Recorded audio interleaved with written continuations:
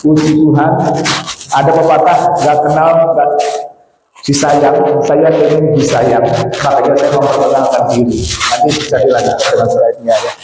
Puji Tuhan, haleluya. Wah, nama saya Eko Nugroho, ya. Saya istri satu, anak dua. Ya, sekarang ini saya nggak ikut yang bersangkutan sudah sakit 4 tahun yang lalu. Saya berikan pelayanan dan puji Tuhan hari ini di tempat ini. Pertama-tama saya mengucapkan terima kasih kepada Bapak Gembala yang sudah mengizinkan untuk menyampaikan kebenaran di tempat ini, dan khususnya para majelis. Kalau berdiri, Tuhan terima kasih sudah memperkenalkan di tempat ini. Saya juga terima kasih teman-teman Mojosari, Pak Yusuf dan keluarga yang hadir di Tuhan. Baik, hari ini kita akan berbicara tentang mujizat bejana kosong. Ya, kita terus saja ya, nanti kenalannya setelah ini. Mujizat bejana kosong, dan pada sesi pertama ini saya berbicara tentang mujizat tanah liat. Kemudian pada sesi kedua, jadi pastikan kawan bisa hadir, saya akan berbicara tentang bangkitan yang terkubur. Kenapa kok saya katakan ada mujizat yang harus kita terima dalam kehidupan kita? Kenapa kok kita harus mengandalkan Tuhan dalam kehidupan kita? Karena kehidupan kita saat ini tidak sedang baik-baik saja. Kita lihat kondisi dunia juga tidak sedang baik-baik saja. Ya, langsung kita selanjutnya mengikuti saya ya. Jadi kalau kita melihat keadaan sekarang di dunia ini, ada banyak sekali terjadi permasalahan-permasalahan yang tidak kita ketahui. Dan itu semua membuat anak-anak Tuhan kadang-kadang terganggu mentalnya. Bukan berarti bilang ya, terganggu mentalnya. Kenapa anak Tuhan bisa terganggu mentalnya, Pak? Apakah bisa? Ya bisa. Kenyataannya memang begitu. Banyak orang yang terganggu mentalnya, termasuk anak-anak Tuhan, bahkan pokok-pokok Alkitab juga mengalami gangguan seperti yang dialami Ezra pada saat dia di Esebel itu memburu dia saat mau dibunuh setelah menghabiskan 450 nabi Baal dan 400 nabi Esra. Juga bisa terjadi pada Yeremia yang mengutuki hari kelahirannya, termasuk juga kepada Paulus tentang pelayanannya. Jadi kita tidak perlu naik bahwa itu saudara bahwasanya gangguan mental itu bisa terjadi kepada siapa saja, termasuk kepada kita semuanya, anak-anak Tuhan. Jangan terlalu naik kalau kita mengatakan bahwasanya kita anak-anak Tuhan dengan iman cukup untuk mengatasi semuanya itu. Ternyata banyak hal yang harus kita perjuangkan, karena iman itu perlu satu tindakan di dalam kehidupan kita. Jadi kita tidak hanya terlalu naik seperti itu, dan kalau orang anak-anak Tuhan yang lain terkena depresi, dia katakan wah kurang iman. Nah, kenapa gereja perlu memperhatikan ini? Karena kita melihat kondisi saat ini yang tidak menguntungkan. Di dalam awal tahun 2025 saja, kita melihat dengan gemparnya PHK yang melanda di seluruh perusahaan-perusahaan, hampir semua. Perusahaan-perusahaan yang rajanya, seperti Raja Tekstil, Yamaha juga ada ya, itu terkena dampak PHK. Bisa lanjut Mas. Jadi itu yang terjadi dalam kehidupan bernegara kita di Indonesia. Belum lagi kondisi-kondisi itu kan diperparah dengan situasi dan kondisi iklim bisnis yang tidak menentu. Macet sekali biar semua bisa mengetahui. Oke, lanjut ya. Keadaan seperti ini terus mengancam setiap orang, dan setiap orang bahkan di PHK. Sudah marah, dan Indonesia menjadi 60% atau terbesar di Asia. Kondisi seperti itu, dan diprediksi akan terus berlanjut. Nah, situasi kondisi ini kita tidak bisa lihat, karena pada saat korban PHK ada pengangguran, kejahatan meningkat. Pada saat terjadi korban PHK, dia tidak ada penghasilan. Tidak ada penghasilan sama sekali. Dan pada saat seperti tidak ada penghasilan, dia harus membutuhkan pekerjaan. Tapi pekerjaan pun dia nggak bisa, karena usianya sudah tidak produktif lagi. kemudian kemampuan, keahlian dia sudah tidak ada, dan tidak punya modal kebanyakan, sehingga dia hanya bisa melihat kemampuan fisik yang lemah karena usia sudah bertambah. Karena terlalu lama di pabrik, nggak bisa koneksi, nggak ada koneksi dari luar, sehingga apa? Jadi pengangguran. Untung kalau dia bisa membuat satu usaha kecil, tetapi kalau tidak, bisa menjadi masalah sosial dengan kejahatan yang meningkat. Bisa menjadi masalah yang sangat krusial dalam kehidupan berkeluarga. Hari ini kita berbicara tentang bencana ya. Kita ambil dari 2 Raja-Raja 4 ayat 1-7. Nanti sore kita lanjutkan dengan skop berikutnya. Kenapa kok saya katakan begini? Karena sesuatu hal itu menjadi satu realita yang harus kita hadapi. Realita hidup yang kita harus lalui, Bapak Ibu Saudara. Kenyataan yang harus kita lalui. Bahwasanya kita hidup diperhadapkan kepada kenyataan-kenyataan. Dalam 2 Raja-Raja 4 ayat 1-7, saya tidak akan bacakan semuanya. Tetapi kita akan bersama-sama belajar satu ayat demi satu ayat supaya kita bisa memahaminya. Ya. Dari 2 Raja-Raja 4 ayat 1-7, yang pertama kita bisa lihat realita yang kita hadapi. Apa yang terjadi dalam kehidupan ini? Berikutnya dari istri para nabi. Ya, di ayat 1, 2 Raja-Raja 4 ayat 1 dikatakan begini. Salah seorang dari istri-istri para nabi mengadukan halnya kepada Elisa sambil berseru, "Hambamu, suamiku sudah mati, dan engkau ini tahu bahwa hambamu takut akan Tuhan. Tetapi sekarang penagih hutang sudah datang untuk mengambil kedua anakku menjadi budaknya." Bapak Ibu, ini adalah satu realita yang pertama dihadapi dari istri-istri para nabi. Saya terlalu jauh dari istri itu, Pak. Terlalu jauh. Ya, ini adalah satu realita yang kita hadapi, Bapak Ibu Saudara. Bahwasanya ada seorang nabi yang dikatakan sebagai orang hamba Tuhan yang saleh, seorang yang takut akan Allah, tetapi kenyataannya suaminya mati. Suaminya mati, itu berarti adalah hilangnya penghasilan di dalam keluarga, sumber penghasilan dalam keluarga. Sebagai bagian yang pernah bekerja di bidang HR, saya bisa sangat memahami seandainya seseorang anggota keluarga itu mati, apalagi kepala keluarga, akan terputusnya penghasilan dalam keluarga itu. Kebutuhan hidup sehari-hari terus naik. Ini yang terjadi, yang dialami oleh istri para nabi ini. Mungkin dia sebelumnya tercukupi karena apa? Karena dia hidup di sebagai nabi, mungkin banyak orang yang memberikan istilah berkat kepada dia. Tetapi kenyataannya pada satu peristiwa dia kehilangan pekerjaan itu, dia kehilangan penghasilan itu. Ini realita hidup yang bisa terjadi kepada siapapun juga. Karena saya bisa memberikan arti yang kedua, yaitu bahwasanya kehilangan penghasilan bukan berarti suami mati, suami meninggal, tetapi di dalam keluarga itu tidak ada penghasilan lain.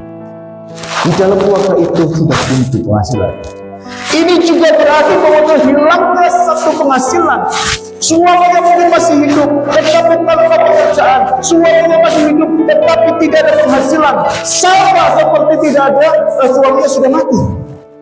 Dan realita ini juga seperti banyak karena apa? Dukung kondisi situasi yang terjadi saat ini, di mana banyak korban PHK yang tadi saya katakan, kondisi situasi yang tidak baik-baik saja, dan itu terjadi kepada siapapun juga, termasuk kepada saudara dan saya. Nah, bagaimana realita yang dihadapi kita harus ada kedua realita yang dihadapi adalah pada saat yang kedua ada penagih hutang. Ada penagih hutang yang memburu hutangnya yang sama, yang mungkin terlalu besar, sehingga harus merelakan kalau kedua anaknya harus dijadikan sebagai budak. Oke. Realita kedua adalah ada penagih hutang. Jadi tetap di 2 Raja-Raja pada 1. Ada penagih hutang yang datang untuk mengambil kedua anak yang menjadi budaknya. Saya tidak sebutkan di sini karena Alkitab tidak menyebutkan berapa jumlah hutangnya. Alkitab juga tidak menyebutkan di sini jumlah hutang dan berapa lama dia berhutang. Tetapi kalau kita bisa asumsikan seseorang yang hutang banyak sampai anaknya menjadi budak, itu berarti hutangnya sudah lama. Kalau baru hutang kemarin ditagih ke budget ya. Betul nggak? Saya hutang Pak Hono 1 juta, habis itu besoknya ditagih, saya belum bisa bayar, anak saya jadikan budak. Lucu. Dan tentu juga mungkin dalam jumlah yang besar sehingga tidak bisa membayar hutang. Kalau kecil saya masih semayani, Pak, nanti Pak ya, setelah mendapatkan sesuatu saya akan bayarkan. Tetapi kalau sampai kedua anaknya itu mau dijadikan budak, itu berarti hutangnya sudah cukup lama. Yang kedua, juga hutangnya mungkin terlalu banyak, sehingga dia tidak bisa membayar hutangnya. Akibatnya adalah bahwa dia harus merelakan anaknya dijadikan sebagai budak. Dia mengadukan hal ini kepada Elisa. Apa yang harus kita lakukan dengan kondisi ini? Karena anaknya mau dijadikan budak, tidak mampu membayar. Pertanyaannya, bolehkah orang Kristen berhutang? Boleh atau enggak boleh? Ada yang boleh? Ada yang enggak boleh? Halo, ada orang? Boleh enggak orang Kristen berhutang? Boleh. Ayatnya tampilkan Mas, katanya boleh berhutang. Silakan tampilkan aja. Saya nggak buka Alkitab biar nanti di sini aja. Diklik satu. Oke. Susah ya? Oke. Oh belum, yang tadi masih yang tadi klik kedua.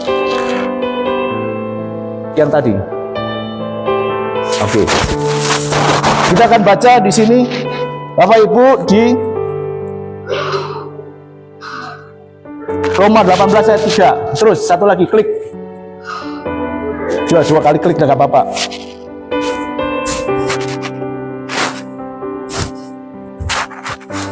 Oke. Oh. Sebelum itu, Pak. Yang tadi. Oke, kita baca aja di dalam Roma 13 ayat yang ke-8. Ada yang sudah menemukan, bisa membaca? Kita cepat, hemat waktu.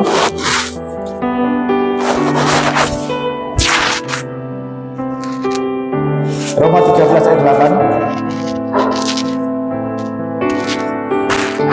Ya, dikatakan begini, janganlah kamu berhutang apa-apa kepada siapapun juga, tetapi hendaklah kamu saling mengasihi, sebab barang siapa mengasihi sesama manusia, ia sudah memenuhi hukum Taurat. Oke. Di sini dikatakan seperti itu, berarti boleh atau enggak? Karena itu membaca ayat yang berikutnya di dalam Ulangan 22 dikatakan, jika engkau meminjamkan uang terus kepada salah seorang temanmu yang miskin di antara kamu, maka janganlah engkau berlaku sebagai seorang penagih hutang terhadap dia, janganlah kamu menurunkan uang kepadanya. Boleh atau enggak boleh? Yang mana? Yang boleh. Di sini terdapat sepertinya kontradiksi. Ada satu perbedaan antara perjanjian baru di kitab Roma yang disusun oleh Paulus dan di dalam perjanjian lama di dalam Keluaran. Pak, beda. Yang pertama dikatakan boleh berhutang, Pak, tidak boleh berhutang. Yang kedua dikatakan boleh berhutang. Supaya kita tidak bersikap sebagai penagih hutang. Mana yang benar? Ini kan kontradiksi. Menurut saudara bagaimana yang benar?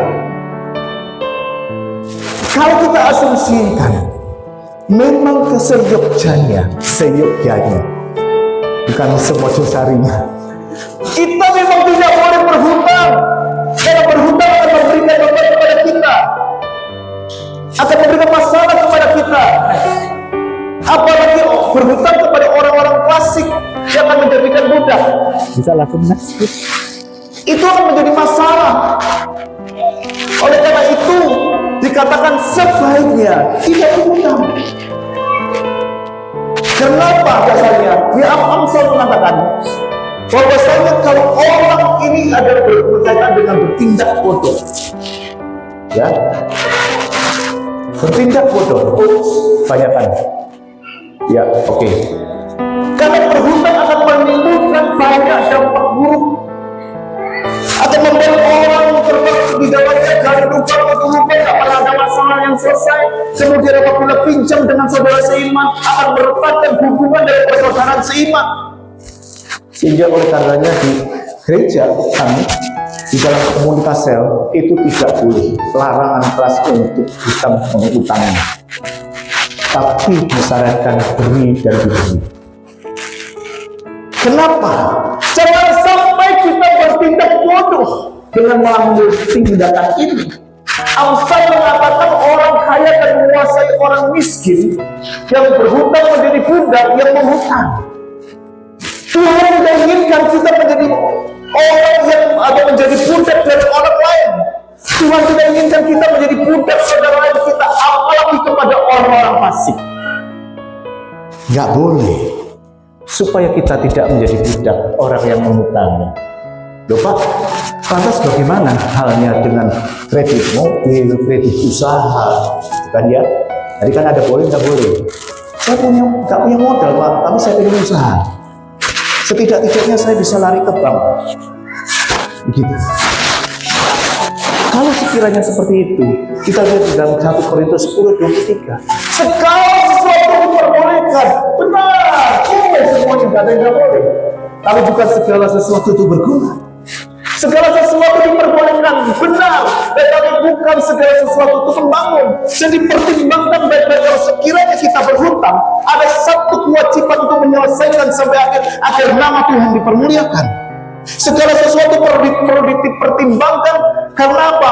Diperbolehkan, tidak percaya lagi diperbolehkan. Tetapi apakah itu berguna atau enggak? Ya, nggak apa-apa, ya, nggak apa-apa. Apakah ia bisa mempermuliakan Tuhan atau tidak? Itu pertanyaan yang harus kita jawab sendiri. Jadi kalau saya katakan, bagaimana Pak? Apakah kau bisa menyelesaikan sampai akhir? Kalau bisa selesaikan sampai akhir, banyak. Kalau berusaha dan seterusnya.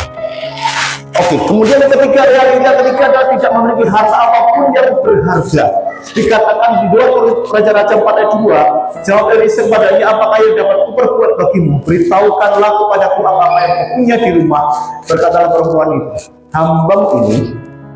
hambang ini tidak punya sesuatu pun di rumah kecuali sebuah bungkuli berisi minyak.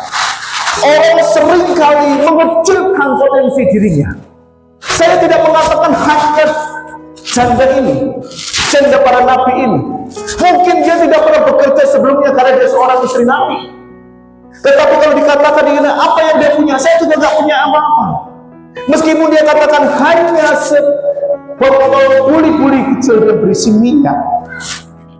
Kita seringkali juga mengatakan, Pak Gembala, ayo siapa yang mau melayani di tempat ini? Perlu pelayanan yang banyak. Dijawabnya, aku gak tahu Pak. Saya gak punya keahlian. Ada pelayanan singer, choir, worship leader. Saya nggak bisa nyanyi Pak. Ambil pelayanan doa, saya nggak bisa doa Pak. Terus apa yang bisa? Apa yang bisa? Orang sering mengecilkan potensi dirinya sehingga dikatakan dia kerdil. Dikatakan di dalam perumpamaan tentang talenta. Kalau seorang yang mempunyai talenta satu dia memendamkan di dalam tanah, itu menunjukkan ketidaksetiaannya dan ketidakpeduliannya terhadap karunia yang diberikan. Dan itu akan menjadi kerugian. Kerugian dan hukuman. Mau dihukum? Saya mau menyampaikan firman Tuhan dimanapun saja, karena saya tahu Tuhan kasih karunia itu. Dan saya pergunakan karena satu, saya takut ada pertanggungjawaban talenta. Maka dari itu, saya yakin saudara semua ada talenta. Harus digali. Kalau dia bisa digali di mana? Pak, ikuti komunitas service atau persekutuan amatis, di situ akan terlihat. Kalau saudara tidak bisa menemukan, orang lain akan menemukan yang Anda memiliki talenta khusus yang diberikan kepada saudara semuanya. Saudara memendamnya, gak apa-apa. Tetapi ingat, ada kerugian dan ada hukuman. Orang yang punya satu talenta dihukum. Ingat, jadi kalau Bapak itu pendam talentanya, hati-hati suatu saat dihukum. Oke? Itu akan terjadi. Makanya dari itu saya sarankan dari tempat ini, saudara punya talenta, lekas untuk ambil bagian, minta kepada Bapak Gembala ya untuk melaksanakan itu semuanya. Karena itu sangat kecil ya. Dikatakan di sini tadi sebelum itu bahwasanya orang ini mempunyai satu buli-buli kecil, sedikit, nolongsor banget. Itu berarti sangat miskin, hutangnya banyak, anaknya mau diambil sebagai budak dan tidak memiliki apa-apa, hanya sebatas buli kecil ya, yang berisi minyak.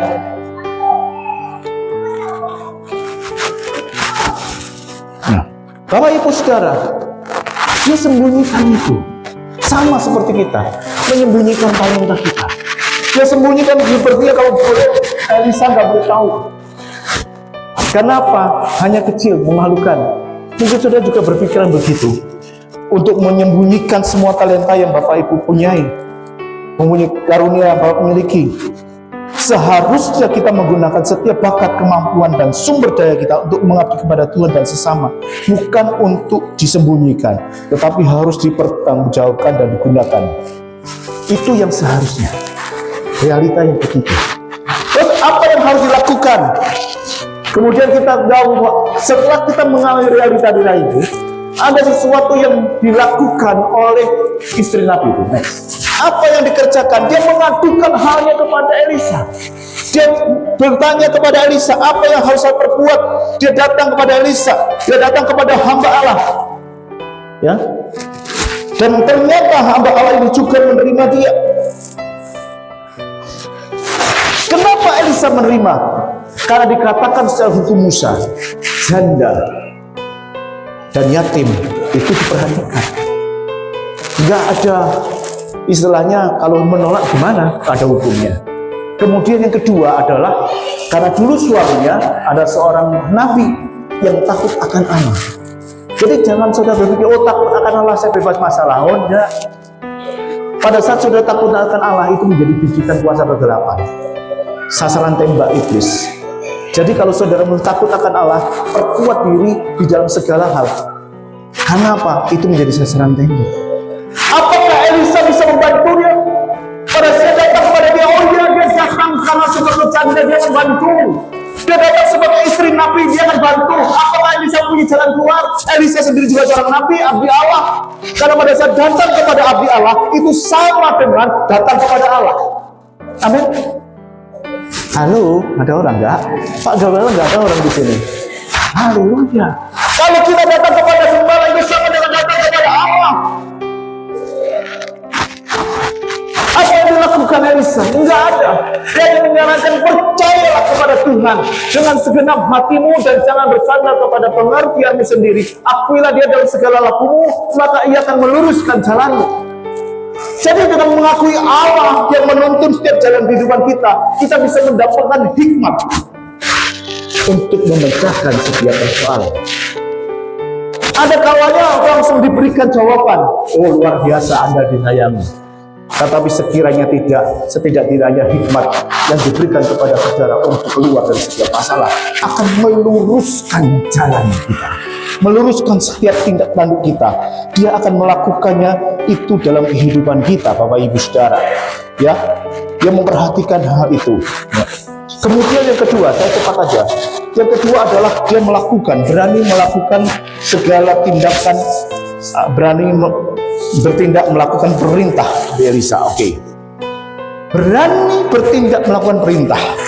Di dalam 2 Raja 4 ayat 3-5 dikatakan, lalu Elisa berkata, pergilah, mintalah bejana-bejana dari luar, daripada segala tetanggamu, bejana-bejana kosong, tapi jangan terlalu sedikit.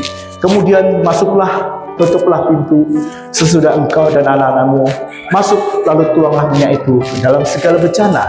Mana yang penuh, angkatlah. Pergilah perempuan itu daripadanya, ditutuplah semua pintu, dia dan anak-anaknya masuk, dan anak-anaknya mendekatkan bejana-bejana kepadanya, sedang ia terus menuang. Saya tanya Bapak Ibu, perintahnya gampang atau mudah? Gampang atau mudah? Gampang atau susah? Gampang. Gampang kan? Ayo kumpulan semua pinjam botol-botol kepada tetangga. Gampang kan? Gampang. Masa malu pinjam botol? Enggak. Dia pinjam botol ke semua tetangga, botol-botol kosong. Gampang. Tetapi yang mulai itu, tuanglah minyak ke dalam segala bejana. Mana yang penuh angkatlah. Gampang kok susah? Tuangkan minyak. Gampang kok susah? Gampang. Kenapa tinggal nuang minyak? Permasalahannya adalah setiap orang tahu minyak itu hanya dalam buli-buli kecil. Persoalannya dalam logikanya jangan. Seandainya buli-buli dalam botol kecil botol kecil itu dituangkan setiap kepada botol-botol besar buli-buli bejana, terisi enggak? Ya terisi, tapi sesuai dengan jumlah kapasitasnya. Enggak akan mungkin satu botol air minum mineral di meja saya, meja Pak Gembala itu dituangkan untuk botol yang lebih besar, satu galon. Tidak mungkin. Orang berpikir isinya segitu juga akan masuk kepada tempat yang sama. Satu botol, satu gelas air mineral dituangkan di botol besar ini. Ya akan di dasarnya saja. Perintahnya gampang. Perintahnya bisa dilaksanakan untuk pinjam bejana, pinjam buli-buli. Perintahnya gampang untuk menuangkan minyak itu yang sedikit untuk kepada buli-buli. Tapi masalahnya adalah logikanya jalan. Nggak mungkin itu terjadi. Betul masalah? Nggak mungkin itu terlaksana. Tetapi dia katakan dia lakukan. Dia lakukan itu. Dia kemudian keluar. Mungkin ke tetangga-tetangga. Mungkin dia relationship-nya cukup bagus dengan lingkungan RT. Sehingga dia bisa meminjam buli-buli dalam jumlah yang besar. Dia mungkin cuci dulu, baru dia taruh di dalam kamar. Tapi saya juga nggak mikir begini. Gimana caranya? Lu pinjam buli-buli, tanya untuk apa ya? Untuk menuangkan minyak dalam botol kecil saya. Lucu enggak? Dia kira bisa dimengerti nih. Kecil banget untuk menuangkan semua buli dalam kamar itu. Orang ini sudah setengah 6 kurang.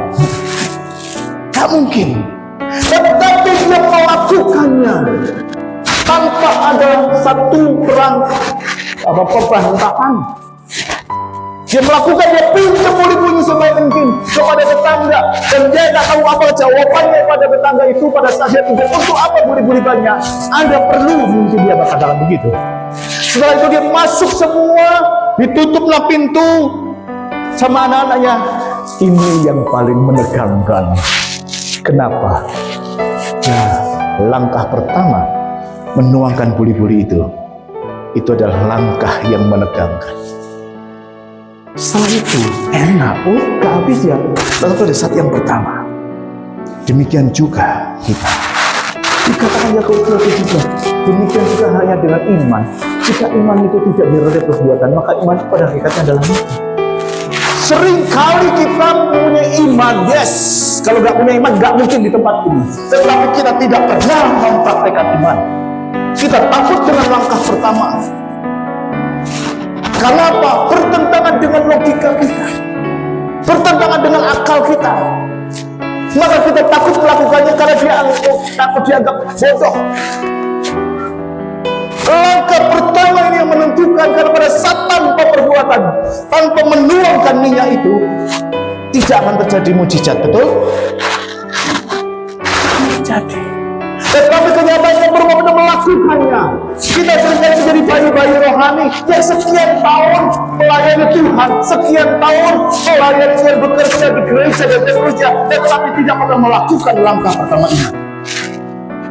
Koreksi dalam kehidupan kita. Seringkali kita mempunyai akal. Apakah iman bertentangan dengan logika? Halo? Saya sedang menulis buku yang keempat, Menalar Iman. Artinya, kalau sementara orang mengatakan iman itu bertentangan dengan logika, saya mau dikupas sisi yang lain bahwa iman itu sejalan dengan logika. Karena kita begini, contoh mengenai iman Abraham, sedikit-sedikit. Dalam Yakobus itu sampai 19 tidak salah, katakan Abraham berpikir bahwa dia sanggup menghidupkan orang mati. Kalau Abraham berpikir, itu bukan dengan iman. Abraham berpikir itu dengan logika. Sama saya seperti punya handphone. Saya mau matikan handphone, mau hidupkan handphone, terserah saya handphone saya. Paham? Jadi kalau saya mempersembahkan Ishak, Dia tahu pada saat dia bunuh Ishak pun Allah sanggup menghidupkan. Itu nama Tuhan. Makanya kenapa kalau saya katakan bisa berjalan beriringan antara logika dan iman. Ini sekarang lagi saya godok, semoga bisa berhasil dengan baik ya Bapak Ibu Saudara. Jadi kalau Bapak Ibu Saudara, jangan menjadi bayi rohani.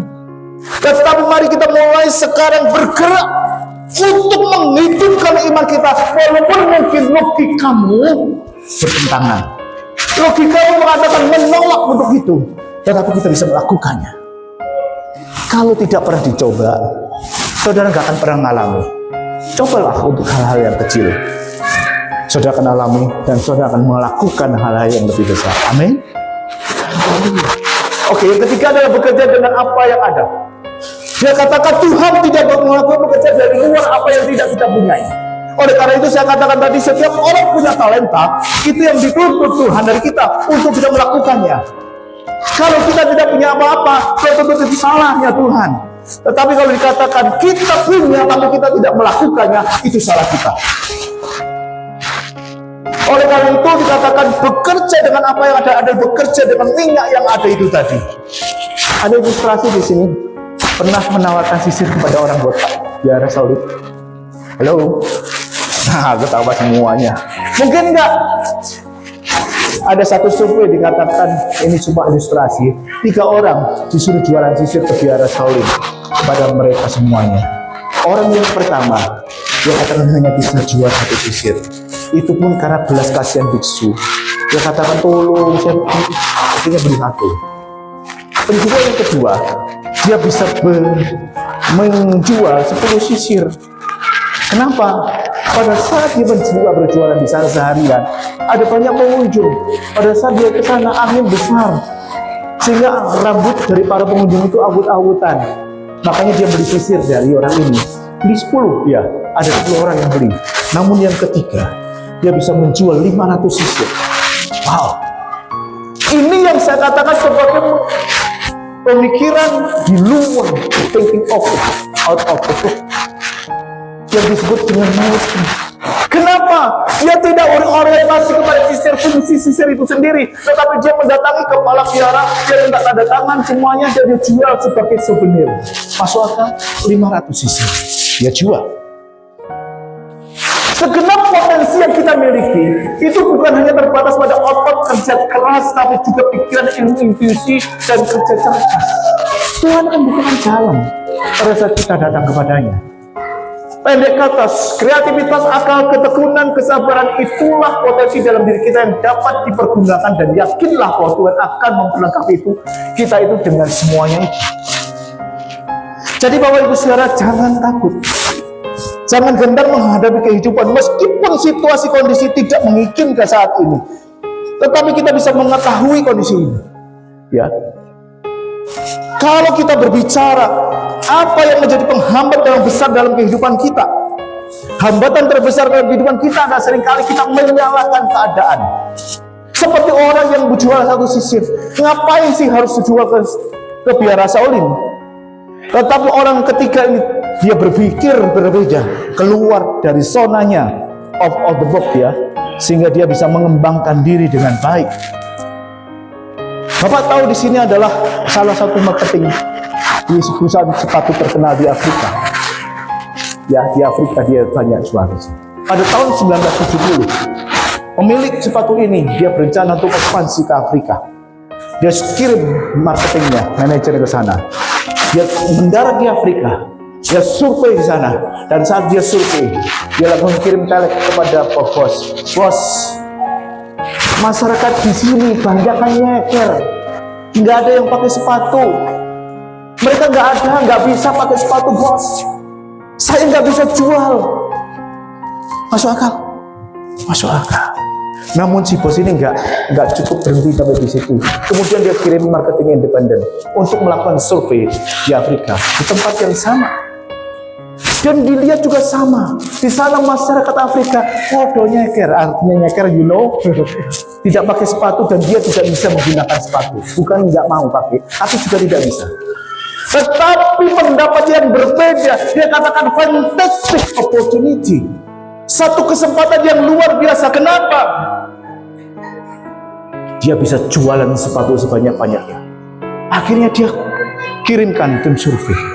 Dia ajari mereka menggunakan sepatu, manfaat pakai sepatu, dan seterusnya, sehingga penjualan sepatu itu di sana menjadi luar biasa. Sama halnya dengan 10 pengintai, 12 pengintai. 10 pengintai melihat hal yang sama yang dilihat oleh 2 orang pengintai. Tidak ada yang beda, bahkan situasinya juga sama. Tetapi hasil akhirnya antara 10 pengintai dengan 2 orang pengintai itu berbeda. Yang 2 pengintai di negeri itu, kita akan banyak susu dan madunya, kita akan menguasainya. Tetapi 10 pengintai katakan, mereka bangsa raksasa, kita seperti belalang, tergantung sudut pandang Bapak Ibu. Oleh karena itu, untuk bisa mencapai posisi ini, kita harus pemulihan gambar diri kita seperti apa. Kalau kita nggak tahu posisi kita mungkin sama seperti pengintai, sama seperti salah satu marketing ini. Kita harus mengetahui keadaan diri kita sendiri, jati diri kita, ya.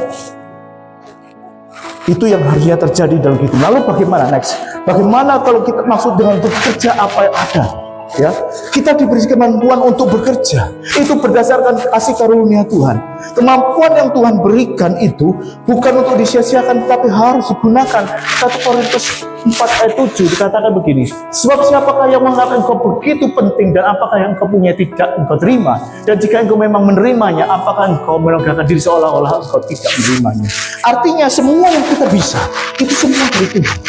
Semua yang kita bisa, harta kita, semua pengetahuan kita, keahlian kita, kecepatan kita, itu semua berasal dari Tuhan. Seolah kalau kita gak mau nerimanya, wow, itu orang gak tahu diri. Jadi kalau kita tahu bahwa kita itu bukan hal yang penting, kita hanya tepuk tanah dan terlengkapi dengan luar biasa, mari kita gunakan semua talenta untuk hormat kemuliaan nama Tuhan lagi. Ada pertama sekali. Semua kita pergunakan untuk kemuliaan Tuhan, bukan untuk kemuliaan diri sendiri. Kalau Bapak Ibu seorang dokter, jadilah dokter yang baik yang bisa menyembuhkan banyak orang. Kalau Bapak Ibu seorang guru, jadilah guru yang bisa mengajar, mendidik orang lain supaya dia memiliki kapasitas kualitas yang luar biasa. Kalau Bapak Ibu seorang pekerja di pabrik, jadilah pekerja di pabrik yang baik, yang melakukan segala pekerjaan itu yang disenangkan oleh Tuhan, supaya nama Tuhan dipermuliakan. Amin. Melalui kehidupan kita. Itu yang Tuhan mau. Tuhan memberikan kemampuan kita untuk bekerja dan berdasarkan kasih karunia. Semua dikasih dalam kehidupan kita, ya. Jadi kita harus melakukan. Hamba yang punya 1 talenta itu karena minder dengan kemampuannya. Artinya apa? Saat dia minder, dia memendam ke semua talenta itu. Saat dia minder, dia merasa rendah diri dan mengubur talenta. Hasilnya, ya kita tahu sendiri. Tetapi pada saat ini kita juga ditegur Tuhan untuk tidak boleh sombong dengan semua talenta yang kita miliki. Tapi kita mau kembangkannya untuk kemuliaan nama Tuhan. Minder itu akan mengalami kesulitan untuk menumbuhkan talenta Bapak Ibu Saudara. Jadi kali potensi yang ada. Kemudian yang ketiga, ya, terus ya, waktunya jalan terus. Hasil dari mentaati perintah. Next, itu dikatakan bahwasanya bejana itu penuh, dan dikatakan lagi kepada anaknya, dia katakan sudah habis, maka berhentilah minyak itu mengalir. Saya teringat ada satu kesaksian pada saat kami widow care di salah satu komsel. Kesaksian seorang ibu tua, dia mengatakan begini, Pak, suami saya waktu itu sakit, kami harus dikorban PHK. Kami tidak dapat penghasilan, uang pesangon itu kami buat toko. Tetapi karena sakit, lama-kelamaan tokonya juga, ya, bondone jadi sakit. Habis juga tokonya. Saat itu dia sedang membayar SPP anaknya. Dia bertanya, Tuhan, gimana? Tokoku udah habis, tokoku gak kerja. Sama seperti yang dialami oleh janda Nabi. Dia dihikmat untuk menjual air PDAM. Adalah hujung sana. Dia jual air PDAM. Ya mungkin dia tempatnya rendah dan mungkin salurannya paling bawah. Pada saat 7 hari, semua saluran PDAM disuruh mati, hanya dia yang hidup. Dia kumpulin air sedikit dan kemudian dijual. Sampai 24 jam dia taruh umplung di dekat itu, orang mengambil sendiri. Karena mungkin kecil sekali nyalanya. 7 hari itu membuat sebetulnya anaknya. Terus kemudian setelah SP lunasnya katakan, "Ya Tuhan, lah tagihan pula akeh PDAM-ku. Gimana saya membayarnya?" Dia berdoa lagi pada Tuhan. Dan dikatakan apa? Suatu ketika orang-orang dari kantor suaminya, ex kantor suaminya itu belum pernah besuk. Dia besuk ke sana, besuk gak cukup, dia besuk ya, pasti membawa sesuatu. Dia bawa uang, yang itu yang cukup untuk membayar semua tagihan dari PDAM. Luar biasa. Dan ini pun terjadi bahwa bencana itu semuanya menjadi penuh, sehingga semua tidak ada bencana yang lain lagi. Sehingga apa? Dia dapat membayar semua hutangnya, ada tambahan modal juga. Dikatakan 2 Raja-Raja 47 dikatakan, kemudian pergilah perempuan itu memberitahu kepada abdi Allah, dan orang itu berkata, "Pergilah, jualah minyak itu, bayarlah hutangmu, dan hiduplah dari selebihnya engkau serta anak-anakmu." Utangnya terbayar. Rupanya dia punya keyakinan bahwa setiap penjualan itu mempunyai hasil yang lebih besar daripada hutang. Ya terbukti dia ngomong jualah semuanya, itu berarti hasilnya lebih besar. Untuk membayar semua hutang dan hiduplah selebihnya, masih diperkirakan ada lebih. Artinya bagi perempuan ini dia harus mengupayakan kembali supaya minyak itu bisa terjual dan dia bisa pulang lagi. Karena apa? Yang pertama, dia disediakan Allah secara supranatural melalui mujizat, tetapi selebihnya dia harus kerjakan secara natural. Bisa dipahami? Awal pertama dia modalnya dari supranatural, dari mujizat, tapi selebihnya dia harus kerjakan secara natural. Dia harus berusaha. Kalau mungkin dulunya dia tidak pernah bekerja karena istri Nabi, dia tidak punya keahlian, tidak punya skill, tidak punya kemampuan, tetapi sekarang dituntut untuk dia bisa menjual semua. Kalau tidak, anaknya akan jadi budak lagi. Ada satu tuntutan di mana dia harus bekerja, dia harus menjalin hubungan dengan orang, supaya apa? Dia bisa memberikan penghasilan lagi untuk menghidupi keluarganya, supaya dia tidak terlalu hutang lagi. Ini pelajaran bagi kita. Jangan sampai kita ini terus kemudian setelah mengandalkan mujizat, Tuhan pasti dikasih mujizat. Sekali dikasih, ya sudah. Selanjutnya harus diupayakan secara natural. Kita yang harus bekerja. Elia sendiri pada saat dia sungai Krit, dia dipelihara oleh burung gagak, itu supranatural. Tetapi ada kan pada saat dia berangkat ke situ, dia harus melakukannya dengan natural. Sama, mungkin kita saat ini sedang kepepet, Tuhan kasih mujizat, Tuhan sediakan modal dengan luar biasa.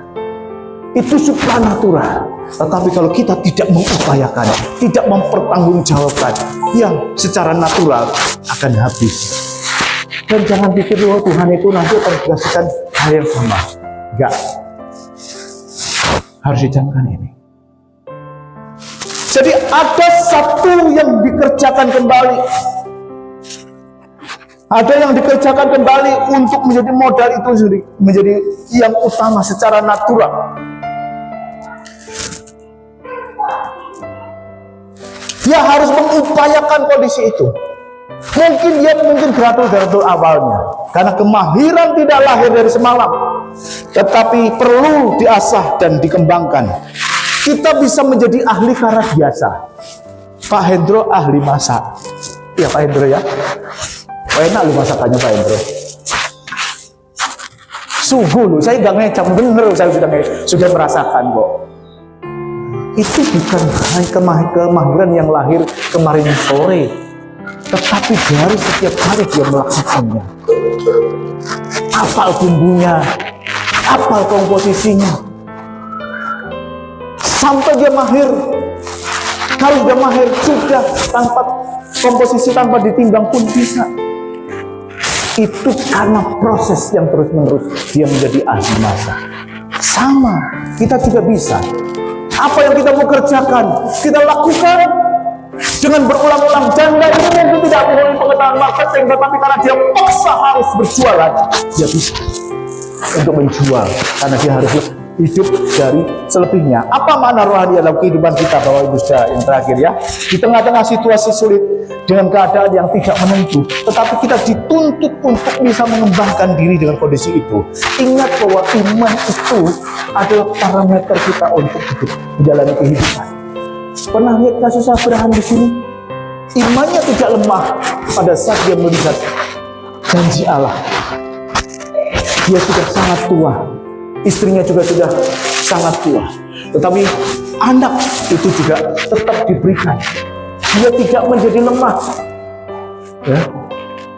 Dia juga tidak bimbang, karena dia malah memperkuat imannya. Kita pun juga seperti itu. Mungkin logika kita melihat bahwa di hadapan kita itu bukan hal yang baik-baik saja, seperti kondisi yang pertama saya sampaikan. Mungkin kita mengalami ada di tengah-tengah itu, tetapi satu hal yang harus kita ingat, bahwasanya ada pemeliharaan Allah jika kita mau bersandar kepadanya, bergantung sepenuhnya kepada Dia, dan melakukannya apa yang diperintahkan. Mungkin mustahil, hal-hal yang bertentangan dengan akal kita, tetapi kalau Tuhan perintahkan untuk dilakukan, why not kita melakukan? Itu Tuhan mau kerjakan dalam kehidupan kita. Oke ya, rasanya ini lebih. Oke, next, terakhir, silakan. Jadi Bapak Ibu Saudara, kita bisa melihat di sini perjalanan iman kita. Jika iman kita masih penuh keraguan, jangan heran kalau janji Allah itu terasa jauh dalam kehidupan kita.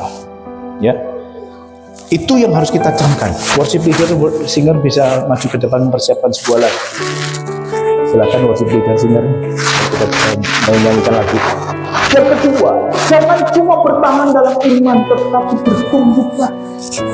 Kita tidak sekedar punya iman sebiji sesawi. Kita punya sekedar iman yang bisa memindahkan gunung. Tapi ada satu iman yang luar biasa lagi, iman yang bisa menghentikan matahari dan bulan. Namanya siapa? Halo, macam orang.